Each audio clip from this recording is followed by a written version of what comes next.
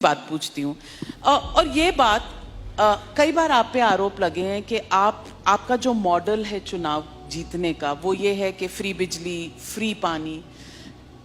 You are somebody who understands numbers. आप Indian revenue service में रहे हैं, नंबर्स आपको पता है, टैक्स कलेक्शन कैसे होती है, टैक्स की रिक्वायरमेंट किन चीज़ों के लिए होती है।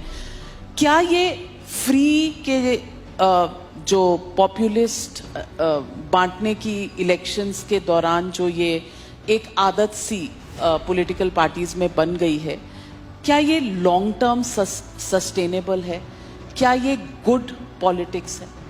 बहुत अच्छी पॉलिटिक्स है, सबको करनी चाहिए।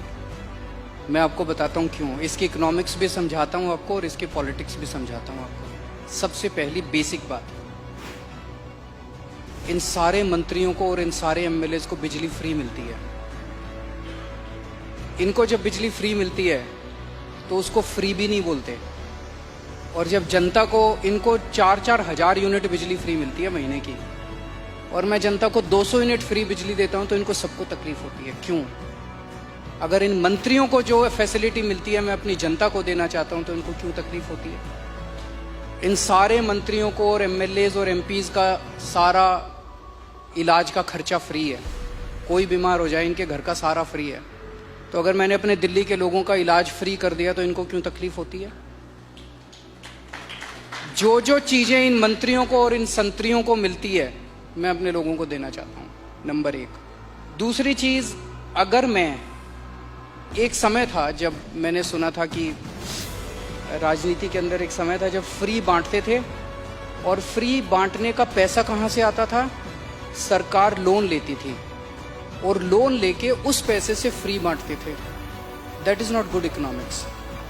अगर मैं, आपके पास जो पैसा है उस पैसे से, उसमें आपके टैक्स नहीं बढ़ा रहा, टैक्स उतना ही है, मैं घाटे में नहीं। आज दिल्ली सरकार पूरे देश में अकेली सरकार है जो फायदे में चल रही है, घाटे में नहीं चल रही। सीएजी की रिपोर्ट है 2019 की, उस रिपोर्ट में लिखा है हमारी सरकार बनने के पहले दिल्ली सरकार घाटे में चलती थी। हमारी सरकार बनने से तब से लेके आज तक दिल्ली सरकार अकेली सरकार है पूरे देश के अंदर जो फायदे में चल रही है। मैं सरकार फायदे में चला रहा हूँ, मैं कोई नया टैक्स नहीं लगा रहा, मैं कोई लोन नहीं ले रहा। अगर मैंने करप्शन खत्म करके, पैसा बचा के लोगों को अगर सुविधाएं दे दी तो क्या बुरी बात की? तो दिस इज गुड इकोनॉमिक्स। और तीसरी चीज, पर ये मिरेकल होता कैसे? मैं एक छोटा सा एग्जांपल देता हूं। जैसे ये फ्री दवाइयों वाला कैसे सिलसिला चालू हुआ, ये बड़ा इंटरेस्टिंग है। हमने एक फ्लाईओवर बनवाया, उस फ्लाईओवर की 325 करोड़ रुपए की एस्टिमेटेड कॉस्ट थी, वो शायद 200-250 करोड़ रुपए में बन गया, तो 125 करोड़ रुपए उसमें बच गए। कैबिनेट मीटिंग चल रही थी, हम लोग डिस्कस कर रहे थे, तो पता चला कि ये 125 करोड़ रुपए बच गए। हम ये डिस्कस कर रहे थे इस पैसे को कहाँ इस्तेमाल करें। तो मैंने कहा अगर हम सबका इलाज फ्री करना चाहें तो कितना खर्चा आएगा? So after 2-3 days they got back to me, they said 300-350 crore. So मैंने कहा ठीक है, इतना तो हम फ्लाईओवर बनाने में ही बचा लेंगे, इतना का पैसा। तो अगर मैंने फ्लाईओवर बचा के लोगों का इलाज फ्री कर दिया तो क्या बुराई है? मैंने सुना था कि एक मुख्यमंत्री हैं शायद गुजरात के, उन्होंने अपने लिए एक जहाज खरीदा 190 करोड़ रुपए का। मैंने लिए अपने जहाज नहीं खरीदा, मैंने दिल्ली की सारी अपनी माँ बहनों का डीटीसी बसों में किराया मुफ्त कर दिया, 150 करोड़ का खर्चा आया। बताओ क्या बुराई है?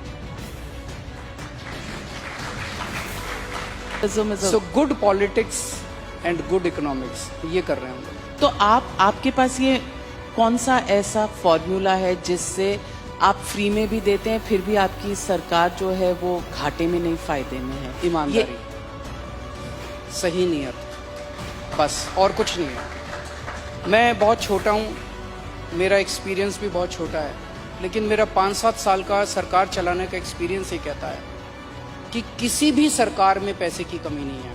मैं ब्लैंकेट स्टेटमेंट दे रहा हूँ, किसी भी राज्य सरकार में और किसी भी केंद्र सरकार में पैसे की कमी नहीं है, नीयत की कमी है।